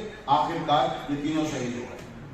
مگر ہمارا سلام ہو عبداللہ ابن جبیر پر کہ وہ شہید تو ہو گئے مگر میدان نہیں چھوڑا. جان دے دی مگر میدان نہیں چھوڑا. نبی کے حکم کی تعمیر کی. اور یہ 1500 کا لشکر ان تینوں کی لاشوں سے ہوتا ہوا میدان میں پھانک گیا. اور اب جو آیا تو مسلمان کو لوٹنے میں لگے. وہ چاروں طرف سے تلواریں جو چلائیں اب وہ سنبھلنے بھی نہیں پائے. ادھر تلواریں چلنے لگی, ادھر سے 1500 کا سامنے سے لشکر آ گیا, 1500 ادھر سے آئی, اب 650 لوگ پیچھے, اب 1500 ادھر اور 1500 ادھر. اب تلواریں جو چلی تو اس میں دو قسم کے مسلمان تھے. کچھ مسلمانوں نے تلواریں نیام سے باہر نکالی اور نیام کو توڑ دیا کہ کچھ بھی ہوگا چاہے مارے جائیں چاہے مر جائیں اور چاہے کسی کو ہم مار دیں ہاتھوں سے, میدان نہیں چھوڑیں گے, اور تلوار چلانے میں لگ گئے. کچھ مسلمانوں نے موقع کو غنیمت سمجھا کہ لڑنے میں لگے ہوئے ہیں, وہ مناسب مقامات پہ چلے گئے.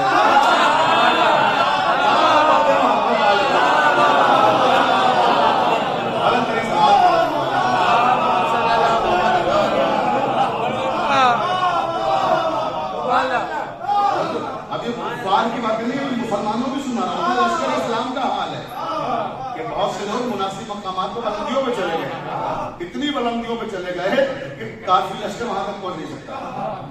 کفار کا لشکر پہنچ ہی نہیں سکتا تھا کیونکہ ان کے پاس بھاری بھاری سرے, اسلحہ بہت وزنی, وہ اتنی اونچائی پہ کہاں جائیں گے مارنے کے لیے. وہاں تو جو میدان میں آئے گا اسی کو مارا جائے گا. توجہ, اب اسی میں حضرت حمزہ شہید, اسلام کا سب سے بڑا نقصان ہوا حضرت حمزہ کی شہادت. اب تفصیل میں جانے کا بالکل موقع نہیں, صرف 2 جملے کہہ کے آگے بڑھ رہا ہوں اور اختتام کی طرف لا رہا ہوں تفصیل کو. پوری توجہ فرمائیے گا.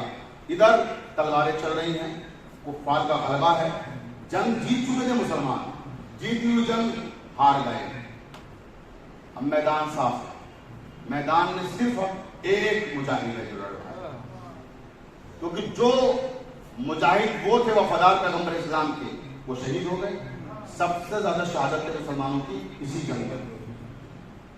توجہ ہے, 70 مسلمان شہید ہوئے اس جنگ میں. تو اب وہ جو وفادار تھے وہ شہید ہو گئے سب, حمزہ سمیت. اب ایک وفادار ہے جو میدان جنگ میں لڑ رہا ہے. توجہ ہے, اب وہ 1500 کے ریلے سے ادھر اس کنارے لڑائی لڑ رہا تھا, اور ادھر جو 1500 تھے یہ ڈھونڈ ڈھونڈ کے مسلمانوں کو مار رہے تھے. کہ جو چھپے ہوئے تھے نظر آ جاتے تھے انہیں بھی مار ڈالتے تھے. لیکن سلام ہو ان پر کہ جو اتنی بلندی پہ جا کے چھپے نہ کفار پہنچ پائے نہ ان کی تلوار سے پہنچ پائے.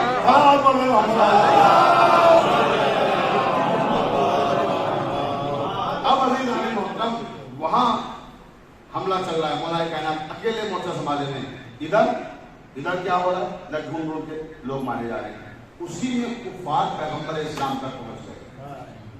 توجہ رہے, اور پیغمبر اسلام تک جو ٹکڑا پہنچا, جو جماعت پہنچی, اس کا سربراہ کون تھا, خالد بن ولید. وہ والا لشکر, وہ جماعت وہاں تک پہنچ گئی. اب پیغمبر اسلام میدان جنگ میں کھڑے ہوئے ہیں. پوری توجہ چاہتا ہوں, بس گفتگو تمام ہو رہی ہے. میدان جنگ میں پیغمبر اسلام کھڑے ہوئے ہیں اور کفار نے پیغمبر اسلام کو گھیر لیا. اب کوئی دوسرا یہاں نہیں ہے, علی بھی بہت دور, کافی فاصلے میں کفار سے لڑ رہے ہیں. اب پیغمبر کو دشمنوں نے گھیر لیا. اس نے کہا خالد بن ولید نے دائرہ بنا, گول دائرہ, اور گھیر کے مصطفیٰ کو قتل کر دو. دائرہ بنا لیا. دائرے کی شکل میں لشکر آہستہ آہستہ آگے بڑھ رہا ہے. اتنا قریب آ گیا لشکر کہ انہیں نے پتھر مارنا شروع کر دیا, اور پتھر پیغمبر اسلام کے رخسار پہ لگا, رخسار زخمی ہوا. پتھر پیشانی پہ لگا, پیشانی زخمی ہو گئی. پتھر سینے پہ لگا تو جو زرہ پہنے ہوئے تھے اس کی کڑیاں سینے میں گھس گئی پیغمبر اسلام کے, سینہ بھی لہو لہان ہو گیا. ادھر مسلسل حملے ہو رہے ہیں اور پیغمبر اسلام زخمی ہو گئے. مگر ہمارا سلام ہو پیغمبر اسلام پر کہ انہیں نے پتھر کھائے. دشمن بالکل قریب آ رہا ہے, اس کا کوئی خوف نہیں ہے, میدان سے ہٹے, جہاں کھڑے تھے اسی مقام پہ کھڑے تھے, ایک قدم بھی پیچھے نہیں ہٹے. اب لوگ کہتے ہیں کہ صاحب آپ تو صرف حضرت علی کا تذکرہ کرتے ہیں, علی کی جنگ بیان کرتے ہیں, علی کے فضائل بیان کرتے ہیں. ارے اتنی دیر تک میدان میں ٹکو تو صحیح.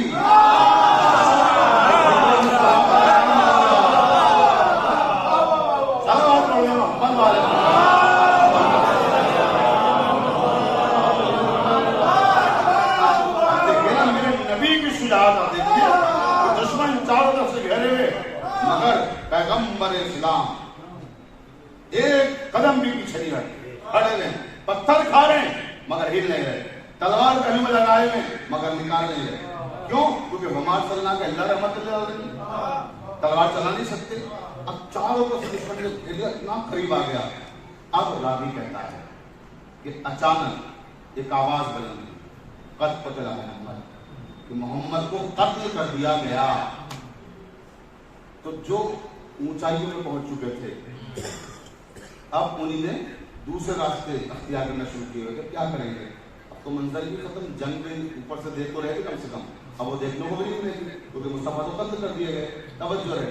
تو جو لوگ اتر رہے تھے اس میں بلندیوں سے، اور کچھ لوگ ایسے تھے جو کفار کے خوف سے اپنی جان کا تحفظ کیے میدان جنگ میں تھے، وہ اس بات کا انتظار کر رہے تھے موقع ملے تو بات چلائیں، کیونکہ تنہا تھے تو اس لیے لشکر کی تعداد کافی تھی. دو طرح کے لوگ تھے، کچھ جان بچانے کے لیے بلندیوں پر تھے اور کچھ آس پاس ایسی جگہ چھپے ہوئے تھے کہ موقع پا کر کافروں کو قتل کر دیں. تو جو وہ لوگ تھے جو قتل کرنا چاہتے تھے وہ بھی ہم جانے لگے میدان چھوڑ چھوڑ کے. اس لیے جب رسول خدا نہیں بچے تو اب میدان جنگ میں رکنے کا مقصد کیا ہے؟ توجہ چاہتا ہوں. جیسے ہی آواز گونجی تو جو بلندیوں پر تھے وہ دوسرے راستوں سے مدینے کی طرف جانے لگے. جو میدان جنگ میں لڑنے والے لوگ تھے وہ بھی یہ سوچ کے جانے لگے کہ اب مصطفیٰ نہیں ہے تو اب لڑائی لڑ کے کیا کریں گے، فائدہ کیا ہے. لیکن جیسے ہی یہ آواز علی کے کانوں میں پہنچی، علی کی تلوار اور اسپیڈ سے چلنے لگی. کیوں؟ کیونکہ مولا نے فرمایا جب محمد نہیں رہے تو اب میں کیا کروں گا. تلاوت پڑھ لیں محمد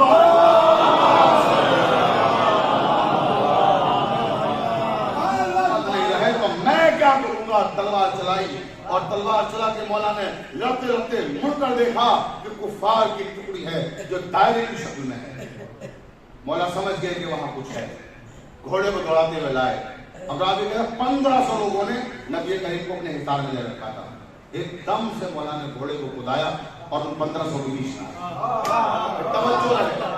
اب جو 1500 کے بیچ میں آئے اور رسول خدا نے جیسے کہ علی آ گئے کہ یا علی وقت نصرت ہے.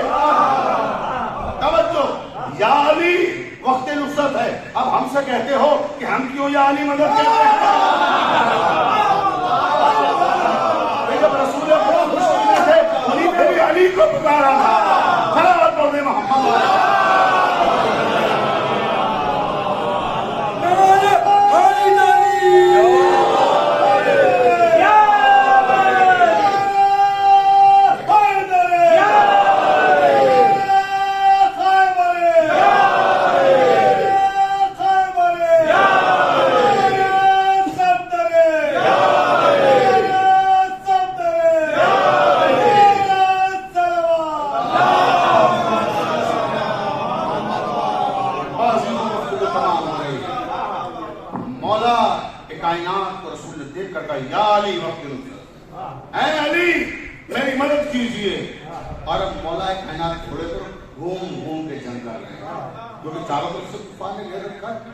آپ نے دیکھا ہوگا، ہم لوگوں نے بچپن میں دیکھا ہے سرکس میں جب جاتے تھے تو ایک کنواں ہوتا تھا، اس میں موٹر سائیکل چلتی تھی.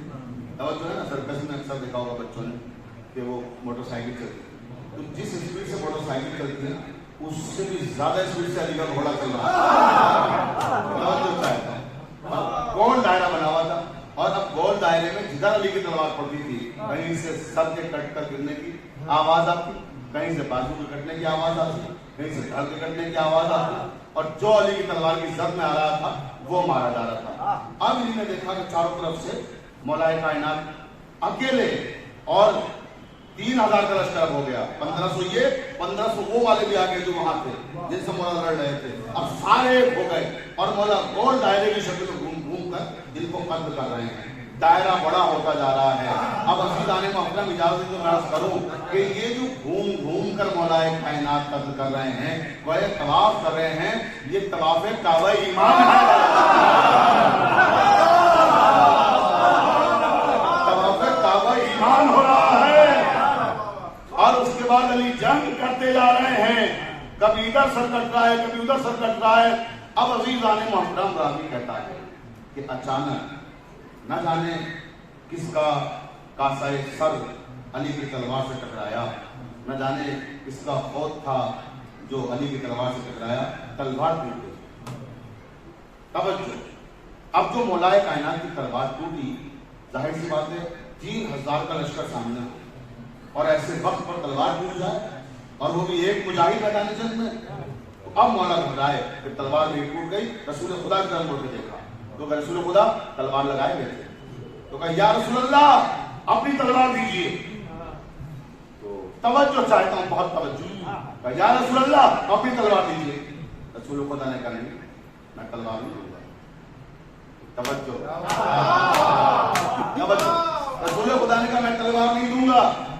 کہ یا رسول اللہ دشمن کے نرغے میں ہیں آپ بھی اور میں بھی, اگر تلوار نہ دیجیے گا تو دشمن ہمیں ختم کر دے گا.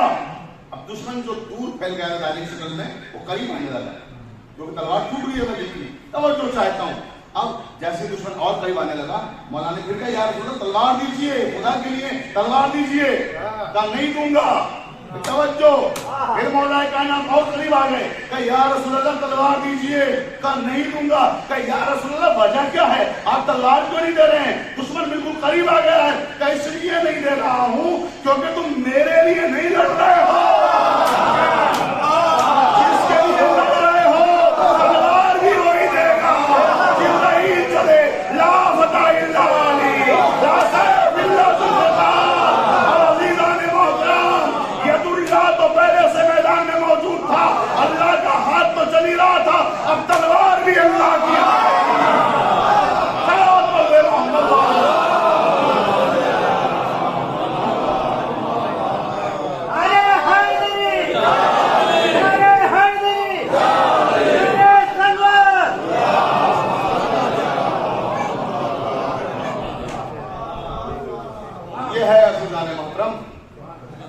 تلوار بھی اللہ کی تھی, ہاتھ بھی اللہ کا تھا, اور 3000 کا لیلا تھا اور اکیلے علی تھے. اور اللہ نے ید اللہ ہے فوق ایدیہم, ہم یقیناً اللہ کے ہاتھ کو فتح یاب کریں گے. توجہ قرآن ہے یہ. اللہ کہہ رہا ہے کہ ہم اللہ کے ہاتھ کو فتح کریں گے. فتح جو ہوگی اللہ کے ہاتھ کو نصیب ہوگی. تو اللہ کا ہاتھ کون ہے؟ علی کا تو ہاتھ اللہ کا ہاتھ ہے. میدان احد میں ہاری ہوئی جیتی ہوئی جنگ, ہارے اور پھر ہاری ہوئی جنگ کو جیت پر کس نے بدلا؟ امام علی نے بدلا جو ید اللہ تھے. بس عزیزوں میں نے ذمہ تمام کیا. اس میں میدان احد کے حوالے سے ایک اور پیغام اور بات ختم ہو گئی, گفتگو تمام. حضرت حمزہ شہید ہوئے اسی جنگ میں میدان احد میں, جو بڑا نقصان تھا اسلام کا. جب جنگ ختم ہو گئی تو رسول خدا نے اپنے ایک غلام کو بلایا اور کہا کہ مجھے حمزہ کی خبر لاؤ. ابھی پتہ نہیں کہ کون شہید ہوا کون بچا, جو جنگ کا نقشہ ہی غلط تھا. اس کے بعد تلاش کے مشہور ہوا کون کون شہید ہوا مسلمانوں میں. تو جناب حمزہ کے لیے بہت بے چینی تھی رسول خدا کو. چچا تھے اور چچا ہونے کے ساتھ ساتھ لشکر کے سردار بھی تھے مولا کائنات کے بعد دوسرے درجے کے اس جنگ میں, اور پیغمبر اسلام کے ہمدرد بھی تھے. تو کہا حمزہ کا مجھے بتاؤ, حمزہ کے بارے میں بتا کرو. غلام گیا. اب جو غلام وہاں گیا تو اس نے جو منظر دیکھا تو اس کی ہمت نہیں ہوئی تو رسول خدا کو آگے بتائے کہ حمزہ کا کیا کیا. کیونکہ وہ جو ملونہ تھی ابو سفیان کی بیوی ہندا جگر خارا, اس نے مجاہد اسلام حضرت حمزہ کے جگر کو چاک کر کے نکال کے کھایا. یہ منظر کانوں کو زخمی کیا تھا, چہرے کو زخمی کیا تھا اس نے. یہ دیکھ کر غلام طلب گیا کہ میں کیسے جا کر رسول خدا کو بتاؤں. رسول خدا نے امام علی کو بلایا اور کہا علی ذرا دیکھیے جا کر حمزہ کو کیا ہوا. میں نے غلام کو بھیجا تھا اور غلام ابھی تک پریکٹر واپس نہیں آئے. اب حضرت علی جب وہاں پہنچے تو حضرت علی وہیں بیٹھ گئے کیونکہ حضرت علی کی اتنی ہمت نہیں تھی کہ مولا آگے رسول خدا کو بتائیں کہ کیا حال ہے حضرت حمزہ کا. جب حضرت علی بھی واپس نہیں آئے تو رسول خدا نے کہا میں سمجھ گیا, مجھے حمزہ کے لاش میں لے کے چلو. حضرت محمد اللہ مولا کو حمزہ نے آپ کو سوائے غم حسین کے ہزارانہ نے مظلوم کربلا کہا مجھے حمزہ کے لاشے میں لے کے چلو. رسول خدا حمزہ کے لاشے میں آئے, جیسی چچا کا لاشا دیکھا غش کھا کے گر گئے, غش کھا کے گر گئے کہ میرے چچا کا یہ حال ہے. اور کس ملونہ نے میرے چچا کی میت کے ساتھ یہ بے ادبی کی ہے؟ رسول برداشت نہیں کر سکے اور غش کے عالم میں تھے. یہ خبر مدینے میں پہنچ گئی. مدینے میں جناب صفیہ جو جناب حمزہ کی بہن تھی وہ بھائی کے لاشے پہ آنے کے لیے نکل پڑی. رسول خدا جو عالم غشی میں تھے خبر ملی جیسے ہی کہ صفیہ لاشے پہ آ رہی ہے. رسول خدا غش کے عالم میں اٹھ کر بیٹھ گئے. کہا صفیہ کے آنے سے پہلے میری بھی ڈالو, حمزہ کے لاشے پہ ڈال دو. بہن بھائی کا لاشا نہ دیکھنے اس عالم میں عزاداروں میں سمجھ گئے تو اپنے آنسو نہ رو پائیں گے. یا رسول اللہ, آپ نے کہا کہ حمزہ کے لاشے پہ چادر ڈال دو تاکہ بہن اپنے بھائی کی زخمی حالت نہ دیکھنے پائے. میں کہوں گا یا رسول اللہ, ارے کربلا میں آئیے, زینب حسین کا پامال لاشا دریائے فرات کے کنارے آئیے, عباس کے منقطع کیے بازو اور زینب اپنی آنکھوں سے دیکھ رہی ہے. مولا کوئی غم نہ دے آپ کو سوائے غم حسین کے.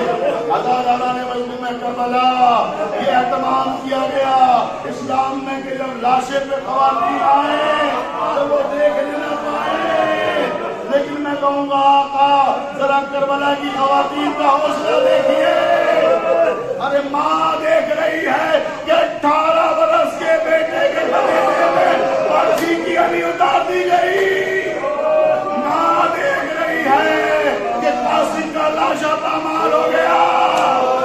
ماں دیکھ رہی ہے کہ انہوں محمد شہید کر دیے گئے. عزاداروں سن سکو کہ جملہ ماں دیکھ رہی ہے 6 مہینے کے علی اصغر اور ملاقاتی.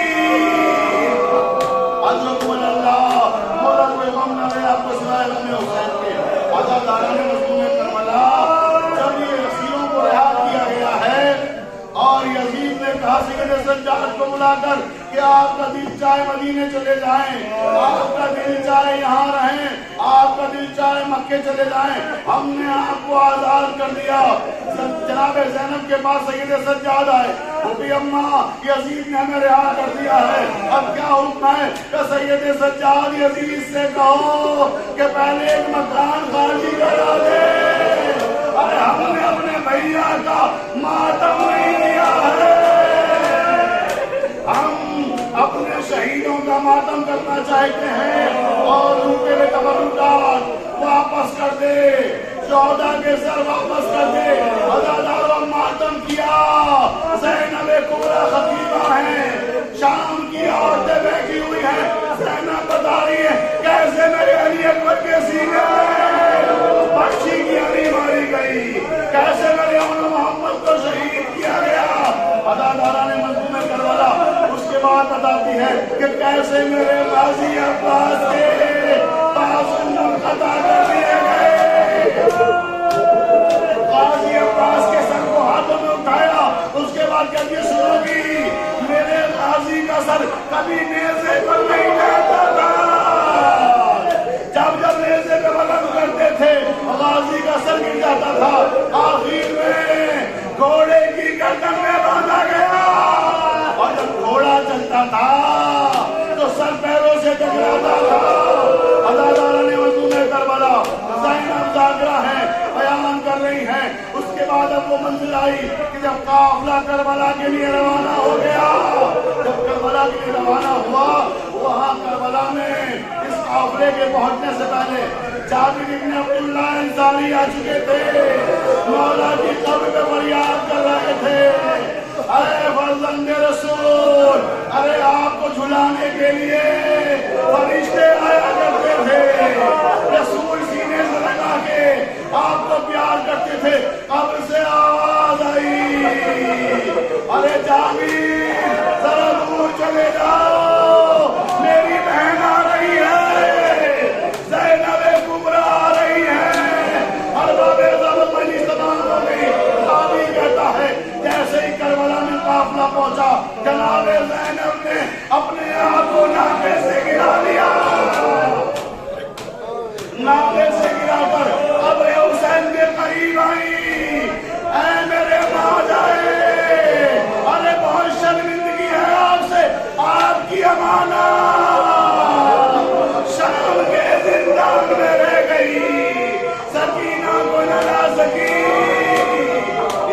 فریاد کر کے بازاداروں غازی عباس کے لاشے کے قریب آئی